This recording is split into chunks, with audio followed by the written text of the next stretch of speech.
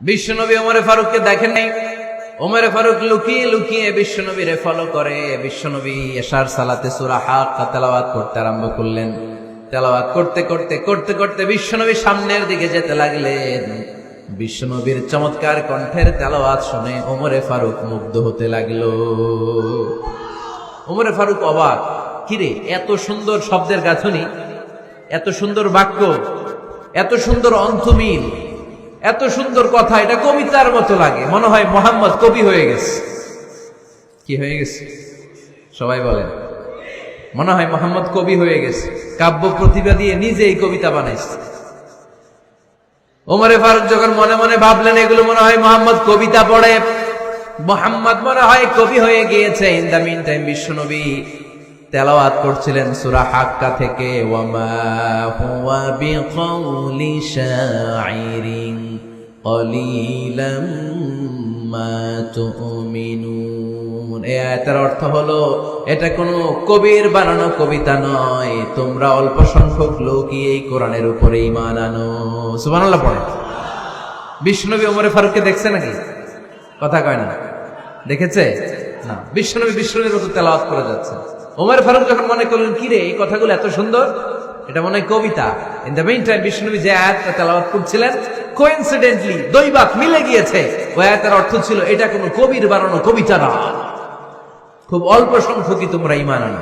এবার তো ওমর ফারুক আটকে উঠলেন। ঘটনা কি?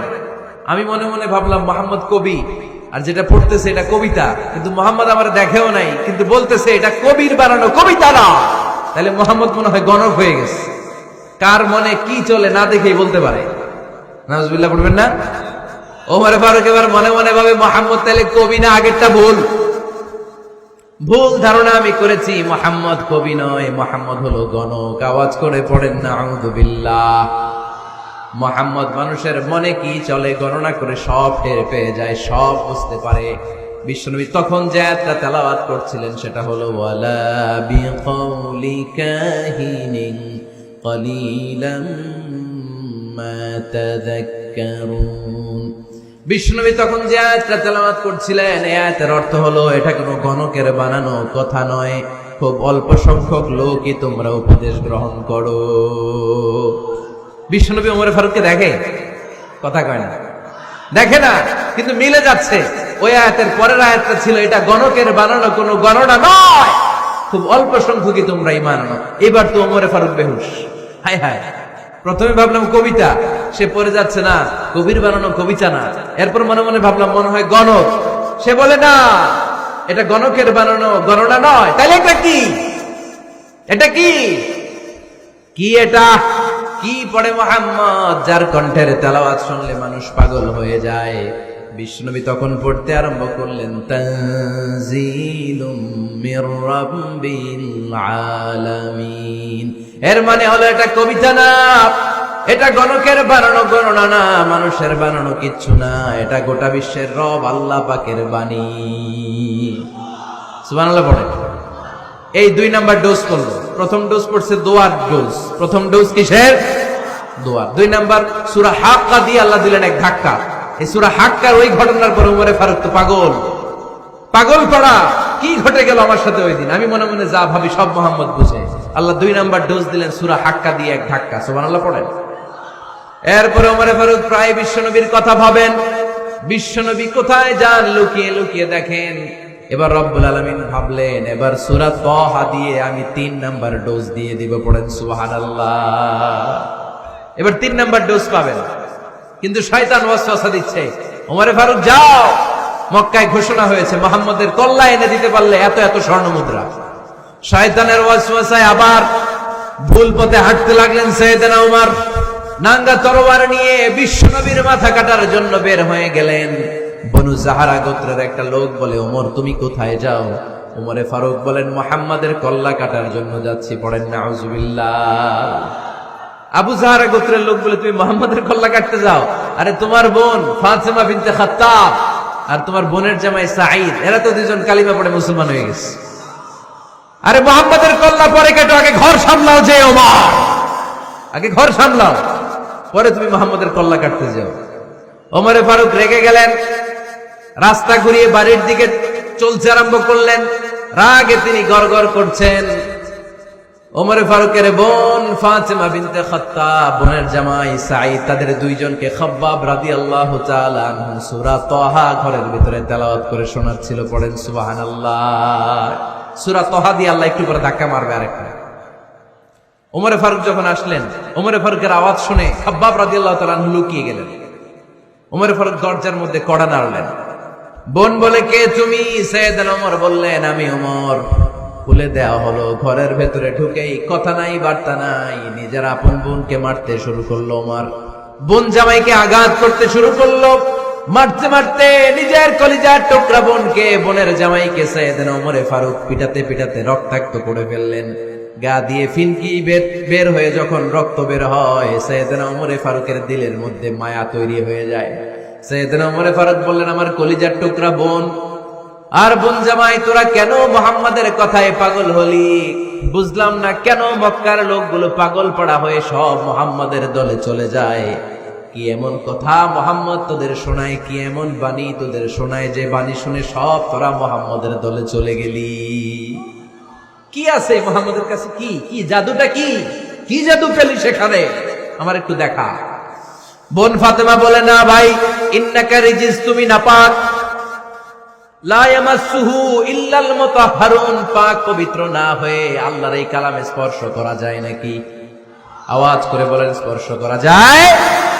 ভাই তুমি গোসল করে আসো, তাহলে তোমার হাতে তুলে দিব, তুমি পড়লেই বুঝতে পারবা কি আছে আল্লাহর এই কোরআনে। সুবহানাল্লাহ পড়েন।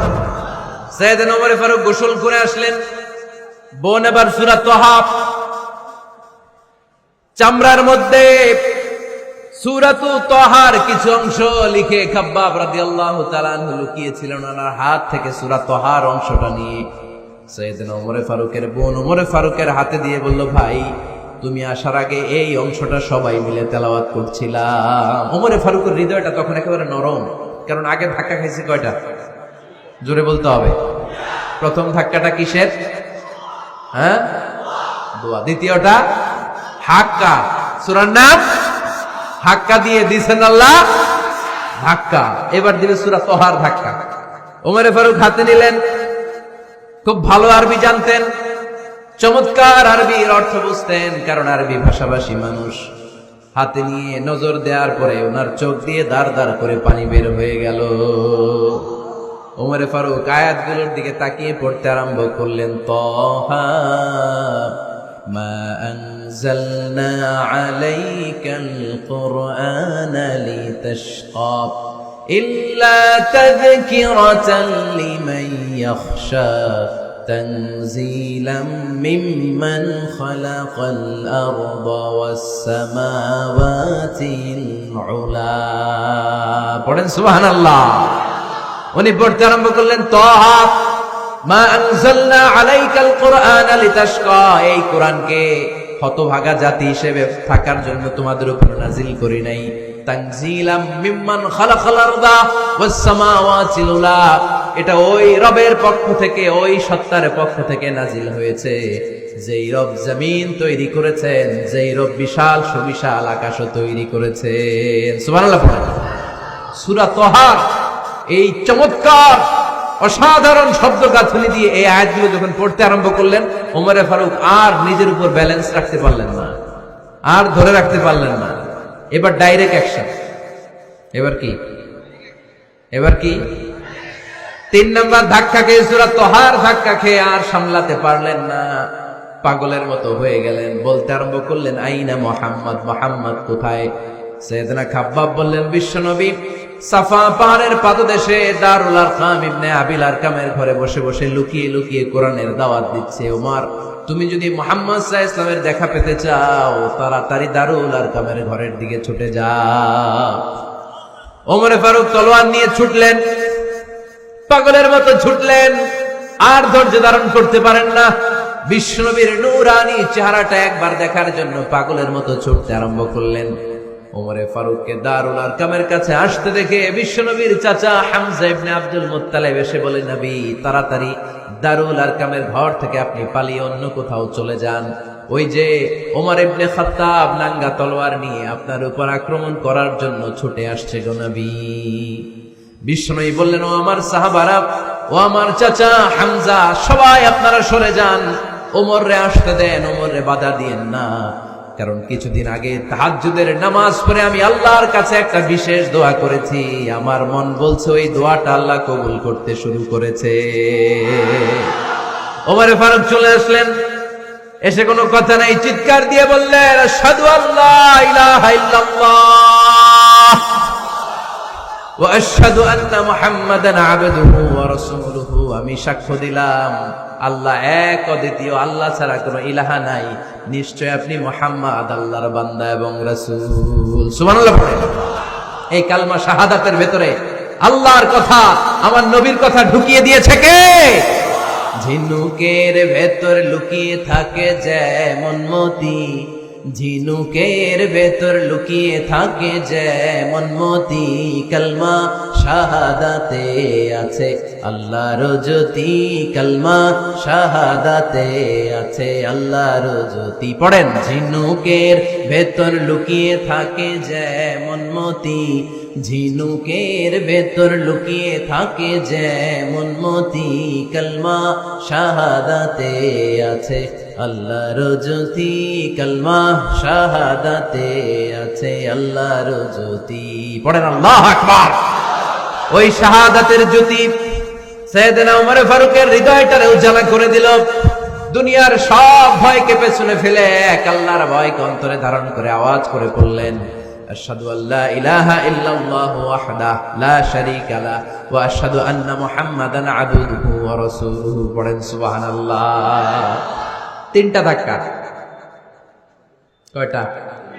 সবাই বলতে হবে কয়টা? প্রথম ধাক্কাটা দোয়া, দ্বিতীয় ধাক্কা হাক্কা, তৃতীয় ধাক্কা সূরা তাহা। তিনটা ধাক্কার মাধ্যমে সাইয়েদনা ওমর ফারুককে মুসলমানদের লিডার বানায় দিল কে? ওমর ফারুক কালিমা পড়ে মুসলমান হয়ে গেছে। নও মুসলিম সাহাবাদের মধ্যে আনন্দের বন্যা বয়ে গেল। বিশ্বনবী খুশি হয়ে গেলেন, আল্লাহ শুকরিয়া করলেন, আল্লাহ তুমি আমার দোয়া ফিরিয়ে দাও নাই, আমি বলেছি দুজনের একজনকে চাই, তুমি ওমর ফারুককে দান করেছো। পড়েন আলহামদুলিল্লাহ। এবার ওমর ফারুক বিশ্বনবীর প্রশ্ন করলেন, নবী আলাসনা আলাল হক, আমি প্রশ্ন করি উত্তর দেন, আমরা কি সত্যের উপর নাই? বিশ্বনবী বললেন, বালা ওমর, আমরা এই সত্যের উপরে আছি। আমাদের কোরআন কি সত্য নয়? বিশ্বনবী বললেন, কোরআনও সত্য। আমাদের রব আল্লাহ কি সত্য নন? বিশ্বনবী বললেন, সত্য। ওমর ফারুক বললেন, তাহলে ফিমাল ইখতিফা, তাহলে লুকিয়ে লুকিয়ে আর গোপনে দাওয়াতি কাজ কেন? আপনি সত্য নবী, কোরআন সত্য কিতাব, আমার রব আল্লাহ সত্য, আর আমি ওমর কালিমা পড়ে মুসলমান হয়ে গিয়েছি, তাহলে ফিমাল ইখতিফা, আর লুকিয়ে লুকিয়ে কোরআনের দাওয়াত দিবেন কেন? বের হন, মক্কার শহরের মাঝখানে চলে আসেন, চিৎকার করে আমরা আল্লাহর নামের ঘোষণা দেব। বিশ্বনবী বললেন, না ওমর,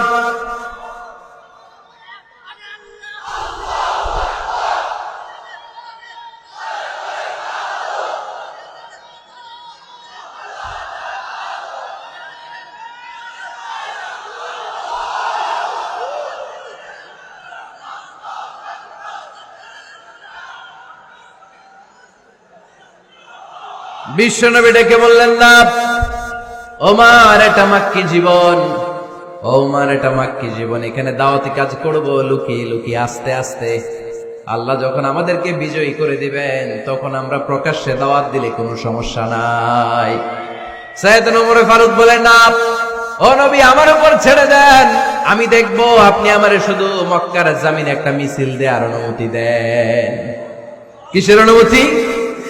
আল্লাহর নামের তাকবীর দেওয়ার অনুমতি দেন। বিশ্বনবী বললেন, ঠিক আছে, সাবধানে তাকবীর দিও। ওমর ফারুক তাকবীর দেওয়ার জন্য লোক খুঁজতে আরম্ভ করলেন। মুসলিম 11 জন সাহাবাকে খুঁজে পেলেন। কয়জন? ওমর ফারুক বললেন 11 জনই চলবে। 11 জনকে 2 লাইন করলেন। কয় লাইন? পিছনে 6 জন, সামনে 5 জন। পিছনের লাইনের নেতা বানিয়ে দিলেন বিশ্বনবীর চাচা হামজা ইবনে আব্দুল মুত্তালিবকে। প্রথম লাইনের 5 জনের নেতৃত্ব দিতে আরম্ভ করলেন সাইয়েদনা ওমর ফারুক নিজেই। 2 লাইন তাকবীর দিতে জানলে বেশি মানুষ লাগে না, 10 জন দিয়ে গোটা বিশ্বটারে কাঁপিয়ে দেয়া যায়। 11 জন 6 আর 5 ওমর ফারুক সামনে দাঁড়ালেন। ওমরে ফারুক সামনে দাঁড়িয়ে এবার আল্লাহর নামের স্লোগান দিবেন। ওমরে ফারুক বলেন, আমরা খুব লম্বা চূড়া স্লোগান দিব না, খুব ছোট্ট, দারুল আরকামের ঘর থেকে কাবা ঘর পর্যন্ত, বাইতুল্লাহ পর্যন্ত এতটুকু জায়গা আমরা তাকবীর দিতে দিতে সামনের দিকে এগোবো, পৃথিবীর কোনো শক্তি আমাদেরকে থামায় দিতে পারবে না। ওমরে ফারুক তখন এক বাক্যের একটা ভাষণ দিলেন। কয় বাক্যের? ওমরে ফারুক সামনে দাঁড়িয়ে বললেন, মান আরাদা আন তাসকুলা উম্মুহ ইয়া জামা ওয়ালাদুহু তারমিলা যাওজাতুহু ফালিয়াসুদ্দানি। কে আছো? মান আরাদা আন তাসকুলা উম্মুহ, কে আছো মায়ের বুক খালি করতে চাও? ইয়া জামা ওয়ালাদু, কে আছো বাচ্চাগুলারে, সন্তানগুলারে ইতিম বানাতে চাও? তারমিলা যাওজাতুহু, কার এত বড় বুকের পাটা আছে দেখি, কে আছো স্ত্রীকে বিধবা বানাতে চাও? বুকের পাটা থাকলে আমি উমরের থামাও, যদি সাহস থাকে আমি উমরের মিছিল থামাও। ওমর ফারুক শুরু করলেন, আল্লাহু আকবার, আল্লাহু আকবার, আল্লাহু আকবার। স্লোগান দিতে দিতে সাইয়েদনা ওমর ফারুক কাবার গিলাফ যে স্পর্শ করলেন, ওমর ফারুকের এই স্লোগান কেউ থামাতে পারে নাই। সাহাবারা বিশ্বাস করে নিলেন। কিন্তু মুনাফিক টাইপের যেগুলো, এগুলো বলে এটা আবার কেমন কথা, উনি আছেন মদিনার মিম্বারের মধ্যে দাঁড়িয়ে, হাজার হাজার কিলোমিটার দূরে কি হচ্ছে উনি দেখবেন কেমনে। এরা বিশ্বাস করলো না, সাহাবারা সবাই বিশ্বাস করলো, মুনাফিক গুলো বিশ্বাস করলো না। তারা মনে মনে ভাবলো, এই মুসলিম সেনাপতি বিজয়ের বেশে যেদিন মদিনায় আসবে, আমরা মদিনার উপকণ্ঠে দাঁড়িয়ে থাকবো, ওদেরকে জিজ্ঞেস করবো এমন এমন দিন ওমরে ফারুকের কণ্ঠের কোনো আওয়াজ শুনতে পেরেছিলে কিনা। বিজয়ী বেশে সাহাবারা যখন ফিরে আসতো, সব মুমিনরা আহলান ওয়া সাহলান জানাতে ওনাদেরকে রিসিভ করতে যেত, মুনাফিক গুলো যেত না। কিন্তু ওই দিন মুনাফিকরা সবার আগে যায় হাজির। মুসলিম সেনাপতি যখন ঢুকলো, জিজ্ঞেস করলো, মুসলিম সেনাপতি এত দিন আগের কথা, জুমার দিন দুপুর বেলা যুদ্ধক্ষেত্রে হঠাৎ করে আমিরুল মুমিনিনের কোনো কথা তুমি তোমার কান দিয়ে শুনতে পেরেছিলে কিনা বলো। সেনাপতি বলল, তোমরা কেমন করে বুঝলা, কেমন করে তোমরা জানলা? তোমরা ঠিকই জেনেছো, ঠিকই ধরেছো, ঠিকই বলেছো। যুদ্ধের কঠিন মুহূর্তে ভুল করে আমি উপত্যকার দিকে মুসলিম বাহিনীকে নিয়ে ছুটতে আরম্ভ করেছিলাম, হঠাৎ করে আমিরুল মুমিনিনের একটা কণ্ঠ আমার কানের ভেতরে ভেসে আসলো। আমি শুনতে পেলাম, ইয়া সারিয়া তাবনা জানিমিল জাবাল, ডান দিকে উপত্যকার দিকে যেও না, তাড়াতাড়ি বাম দিকে পাহাড়ের উপর চড়ে যাও। শুনেছি আমি নিজে শুনেছি। সেদিন আমিরুল মুমিনিনের এই ইনস্ট্রাকশন, এই গাইডলাইন যদি আমরা ফলো করতে না পারতাম, শত্রু বাহিনীর হাতে আমরা কচু কাটা হতাম। আমাদের চেহারা, আমাদের আত্মীয় স্বজনরা তোমরা কেউ দেখতে পেতে না। পড়েন সুবহানাল্লাহ। This is our super hero. আমাদের সুপার হিরোর নাম কি? চিল্লায় বলতে হবে, ওমরে ফারুক রাদিয়াল্লাহু তাআলা আনহু। এভাবে গাইডলাইন দিয়েছেন উম্মতকে, এভাবে ইনস্ট্রাকশন দিয়েছেন।